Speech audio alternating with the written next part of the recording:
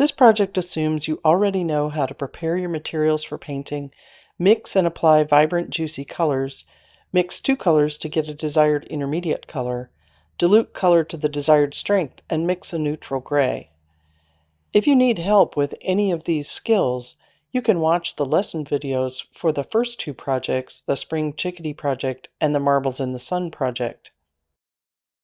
In this project and its lesson videos, you'll learn how to blend color on the paper. You'll learn what's meant by primary, secondary, and tertiary colors, complementary colors, and semi-neutral or grade colors. If this is your first time through this project, you'll want to first watch the lesson video on blending color within a shape. This project is done in a square format.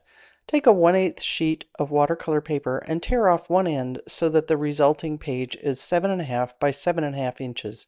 Then transfer the project template onto this sheet of paper.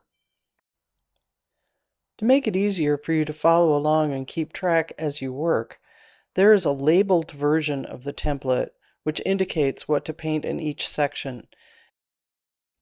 We'll begin with the primary colors of red, yellow, and blue. I'm using azo yellow, quinacridone rose, and cobalt blue from the Watercolor Jumpstart supply list. But if you have a different red, yellow, and blue, feel free to use what you have and explore your colors. Keep in mind that even if you have the same color names by a different manufacturer, your colors may be somewhat different. And of course, everything looks different on a computer monitor, so don't try to match the exact color that you see, just follow the process. Start by mixing a nice strong puddle of yellow and filling the upper triangle on your template. Next, with a nice strong juicy red, skip the second triangle going clockwise and fill the triangle on the lower right. Next, with a nice strong juicy blue, again skip the triangle directly at the bottom and fill the triangle on the lower left.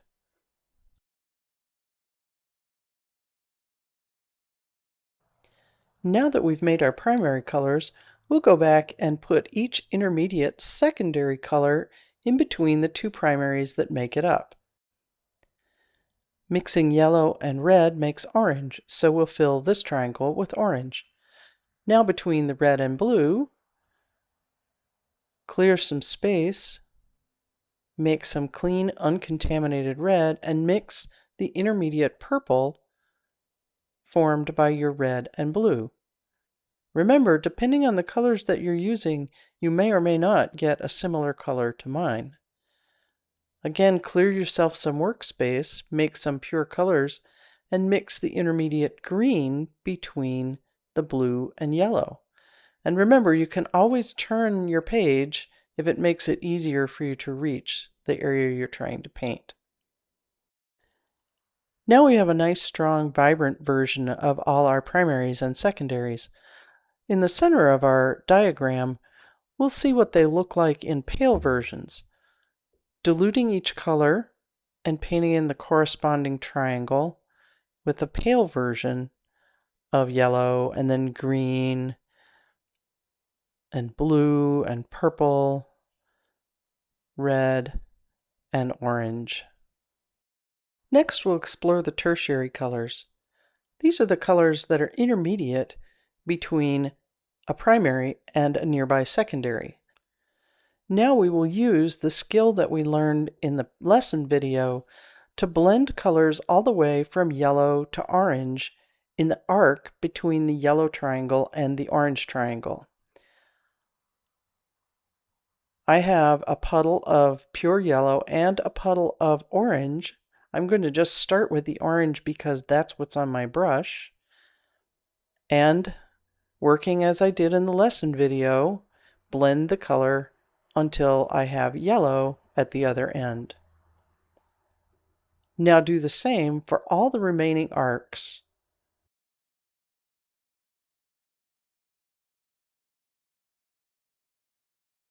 Remember, if things are a little awkward to reach, you can always turn your paper to a different angle.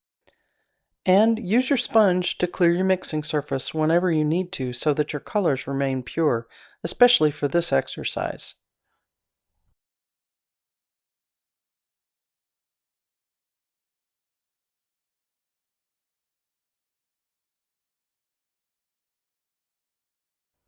If you ever have a little excess after you've filled an arc, you can always pick it up with a thirsty brush. Next, we'll explore complementary colors. A color's complement is the color directly opposite it on the color wheel. So the complement of yellow is purple, and the complement of purple is yellow. In this little arc between the two purple triangles, I'm going to put a little of its complement, yellow.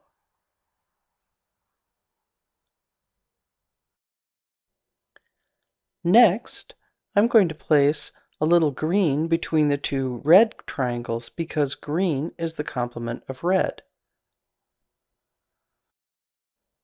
Continue in the same manner around this inner ring. Notice that placing the complement next to a color often makes both colors seem a bit more vibrant. Next, we'll explore semi-neutral colors. These are colors that involve all three of the primaries. They're moving a bit towards a brown or a gray, so often people talk of them as grayed down color.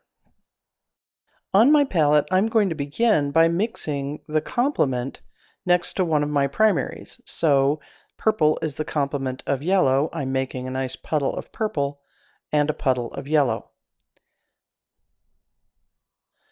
I'm trying to see if I can get a purple that's really pretty close to the purple that I already have on my color wheel. Now, starting from the purple triangle and moving towards the yellow arc, I'm going to begin filling with purple, and then I'm going to begin adding a little bit of yellow as I move in towards the center, blending these two colors on the paper as we did in our lesson, and you'll see I'm starting to get sort of a golden brown. Very often people don't find these colors as appealing as the pure colors when they're just putting them down on plain paper. But these are the colors that you actually see in the natural world and in things like skin tones. So they're very useful colors to be able to create. Now, beginning with the same two colors, the yellow and the purple, I'm going to do the other side because sometimes as you're mixing, going from yellow to purple or purple to yellow will give you somewhat different results. So starting with yellow, I'm going to rinse my brush and then add just a little bit of purple. And again, you see I'm getting kind of a golden brown. This would be a great color for a fall painting. Now, between the orange and the blue, I'm going to do the same process. So I'm clearing my palette, making sure I have a clean space to work. And now I've mixed a nice puddle of orange and a puddle of blue, and I'm starting by the orange triangle and gradually adding a little bit of blue. And then again, I'm going to do the same process with red and green. Now, although we call this a rose window project, this might not be what you would plan to actually put in as your rose window. But it is a very good way of systematically exploring all the color combinations that you can make with these three pigments. And it gives you a very good idea of how this red, yellow, and blue behave with each other. Now, just for fun, after it's dried, if you like, you can take a black marker, or if you want to really get fancy, a silver or gold marker, and fill in the lines as though it were leading in stained glass.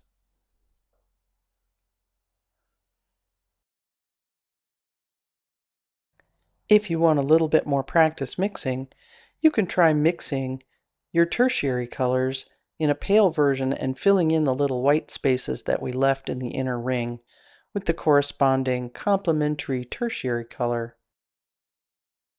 And finally, to really give a strong sense of a glowing light, it's fun to put solid black around the outside.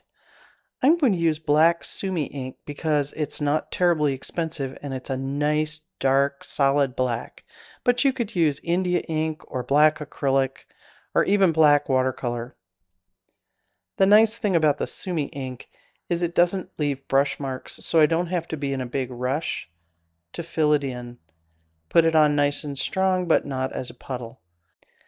When the black ink or black acrylic paint is dry, pull off the tape, and your project is finished.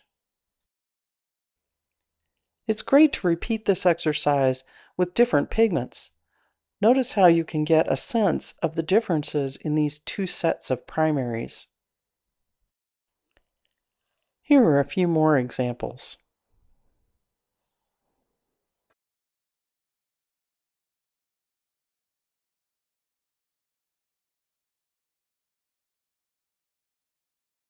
You don't have to confine yourself to the example that we used in class.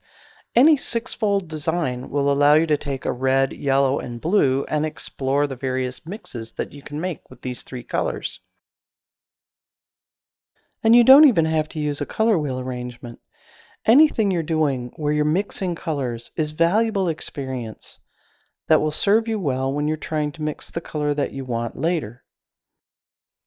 Many people find these stained glass rose windows or mandalas to be very relaxing to make.